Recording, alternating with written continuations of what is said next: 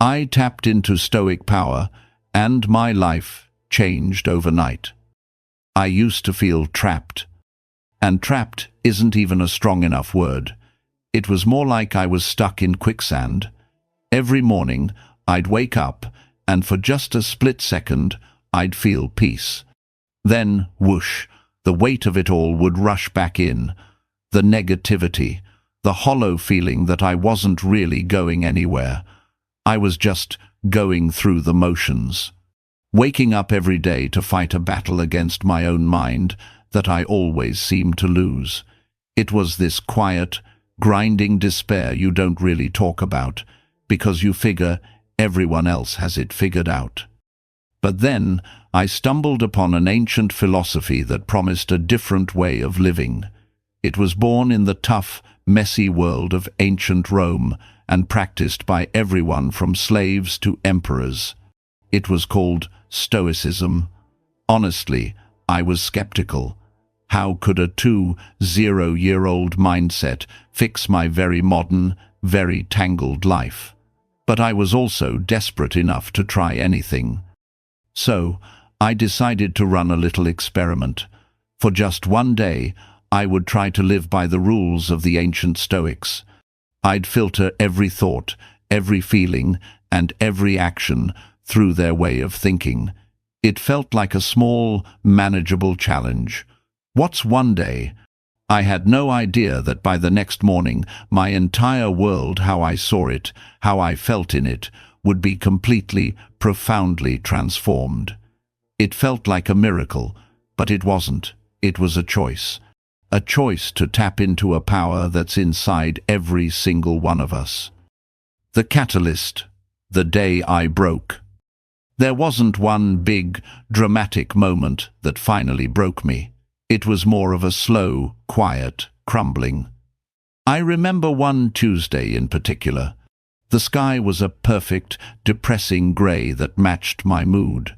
I had a deadline at work that felt impossible. My social life felt like a ghost town, and my inner critic was screaming at me on full volume. I was sitting in my car on my lunch break, just staring out the rain-streaked windshield, and I just felt empty. The feeling of not feeling joy was so huge, it had become its own presence. I was scrolling through my phone, the mindless reflex to distract yourself from the quiet, and that's when I saw it. It was an article, maybe a blog post. The headline was something cheesy like "Ancient Secrets to Mental Strength," but one name kept popping up: Marcus Aurelius. I knew the name. Roman emperor, the old guy from the movie Gladiator. But I had no idea he was a philosopher. I read a quote from his personal journal, a book they now call Meditations. He wrote, "You have power over your mind, not outside events. Realize this, and you will find strength." Those words didn't just inspire me, they hit me like a jolt of electricity. Power over my mind. For so long, I had felt the exact opposite. I was a slave to my worries, a prisoner of my moods. The idea that I could actually be in charge of my own head felt both totally alien and incredibly hopeful. That night, I went down the rabbit hole. I read about Epictetus, a man born into slavery who became one of the most respected Stoic teachers. I read about Seneca, a powerful advisor who wrote about living a good life, even when surrounded by chaos and betrayal. What got me was how practical it all was. This wasn't some philosophy for guys sitting in ivory towers. It was a user's manual for the human mind, written by people dealing with real-life problems. It was for soldiers, leaders, parents, anyone who had to face the messiness of the world. They gave you actual exercises for dealing with everything from a tiny annoyance to a huge loss. Lying there in the dark, with the blue light of my phone on my face, a plan started to form. It was a desperate, crazy idea. I wasn't just going to read about this stuff. I was going to do it. I'd run an experiment on myself. The big question: Could living like a Stoic for one day actually make a difference? I decided the very next day would be my Stoic day. I had no idea I was about to take the most important step of my life. The challenge. The rules for one day. When I woke up the next morning, something felt different. The usual dread wasn't there. In its place was this quiet, focused energy. I had a mission, and I had my rules. The first and most important rule came from what the Stoics call the dichotomy of control. This was the big idea that first grabbed me. Epictetus put it simply, some things are up to us, and some things aren't. What's up to us? Our choices, our reactions, our thoughts. What's not? Pretty much everything else. The weather, the traffic, what other people think, even our own bodies getting sick. The secret to a peaceful life, he said, is to pour all your energy into what you can control and learn to accept the rest. So, my rule for 24 hours was, in every situation, ask, is this in my control? If yes, I'll act on it. If no, I'll let it go and not waste an ounce of energy on it. The second rule was memento mori. It's Latin for, remember, you must die. I know, it sounds super dark, but for the Stoics, it wasn't about being gloomy. It was a tool to make you focus on what really matters. Marcus Aurelius wrote, you could leave life right now. Let that determine what you do and say and think. My rule was to gently remind myself of this. Not to create fear, but to create urgency. To stop wasting time on stupid, trivial things. The third rule was amor fati, which means a love of fate. This one felt like the biggest challenge. The idea isn't just to put up with what happens to you, but to love it. To embrace every single thing, the good, the bad, the ugly, as if you chose it. As Epictetus said, don't wish for things to happen the way you want, but wish for them to happen just as they do, and you will be happy. My rule was to meet every problem not with frustration, but with the thought, this is happening for me. This is fuel. These were my 3 pillars for the day, a radical new filter for my reality. I felt like a scientist starting a huge experiment with my own life as the laboratory. The Transformation, Part 1. The Power of a Simple Question. The day started out like any other. I was running late. I spilled coffee on my shirt. The old me would have immediately spiraled. An instant jolt of anger, followed by that familiar script. You're such an idiot. Now you're going to be even later. Your boss is going to be annoyed. This day is already ruined. But this time, I had my filter. I just paused, took a breath, and asked the question, what here is actually in my control? The coffee I spilled? Not in my control. It already happened. The traffic I was about to hit? Not in my control. What my boss thinks about me? Ultimately, not in my control. So, what was in my control? My reaction, my choice of what to do next, my breathing. And just like that, everything shifted. Instead of a wave of panic, there was this moment of calm clarity. I saw the event for what it was, some brown liquid on a shirt. It wasn't a disaster. It wasn't proof that I was a screw-up. It was just a thing that happened. I went back inside, changed my shirt, and got into the car. The whole detour took 5 minutes. On the drive, I hit traffic, just as I expected. The old me would have been white-knuckling the steering wheel, cursing under my breath, feeling my blood pressure spike at every red light. That anger feels so justified, but it's also completely useless. I asked the question again, is this traffic in my control? Nope. So, I accepted it. But I learned that acceptance isn't just giving up. It's an active redirection of your energy. Instead of spending 20 minutes stressing myself out, I focused on what I could control. I could control the radio, so I put on a podcast I wanted to hear. I could control my posture, so I sat up straight instead of slumping in defeat. I could control my thoughts, so I focused on what I was going to accomplish when I got to work. By the time I walked into the office, I was calm, genuinely at peace. A colleague made a passive-aggressive comment about me being late. Normally, that would have been it. I'd be replaying that comment in my head all day, feeling that sting of being wronged. But I had my shield up.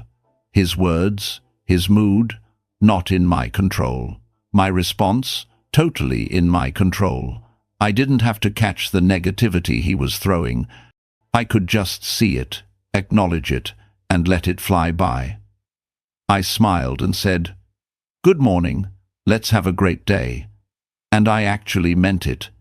This one idea, the dichotomy of control, felt like a cheat code for life. It didn't change what happened to me, but it completely rewired how I experienced it. It was the difference between being a boat tossed around by the storm and being the captain using the wind to steer the ship. I didn't feel detached. I felt powerful. The Transformation, Part 2, The Gift of Urgency.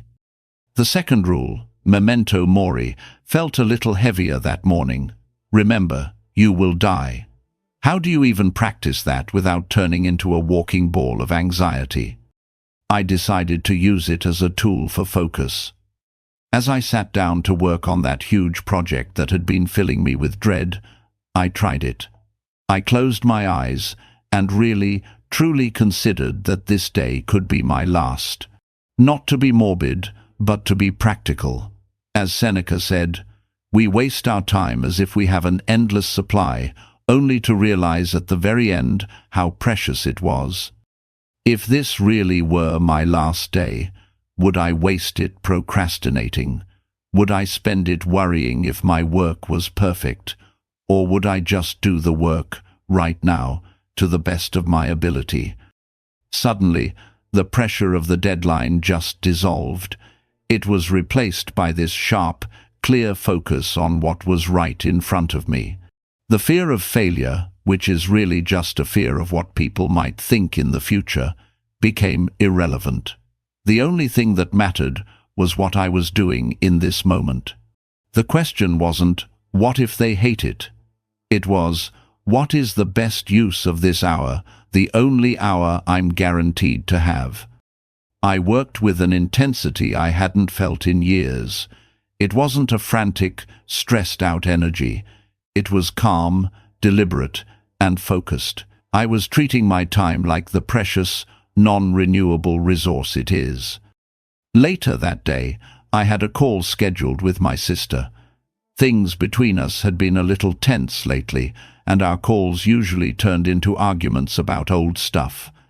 As the phone rang, I took a breath and thought, memento mori, she won't be here forever. I won't be here forever. This time we have is limited. If this were one of our last calls, would I waste it trying to be right? Would I dig up old arguments? Or would I just try to connect with the person I love? It changed everything. I listened more than I talked. I didn't feel that need to win. I asked her about her life and actually heard what she said. It was the warmest conversation we'd had in months.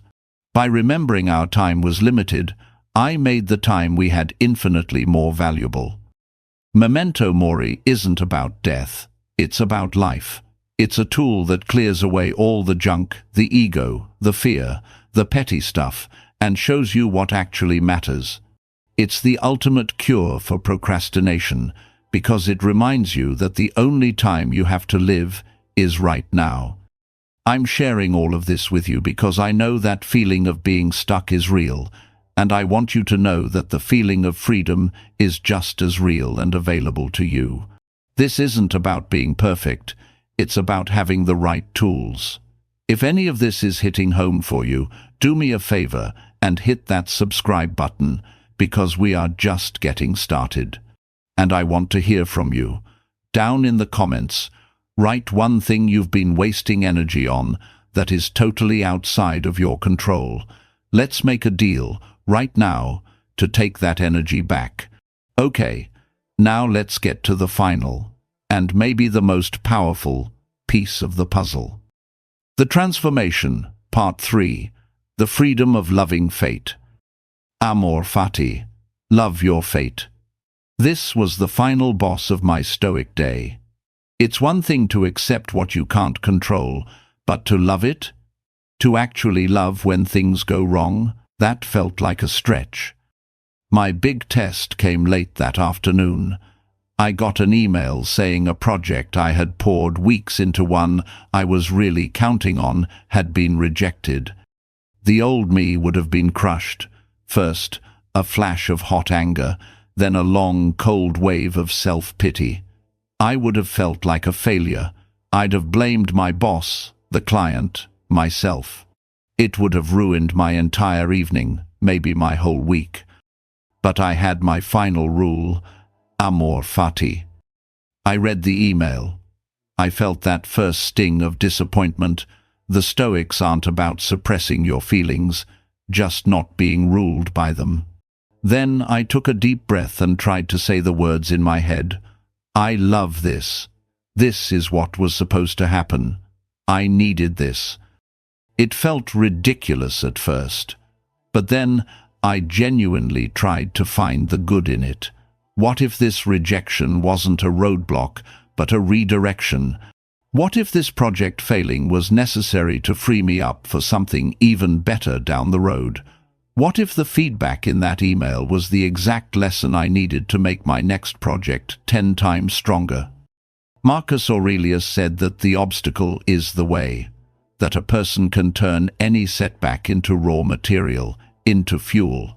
This rejection wasn't a final judgment on my worth. It was just new information. It was fuel. Suddenly, I felt this strange lightness. By choosing to love my fate, I was no longer its victim. I wasn't fighting reality anymore. I was working with it.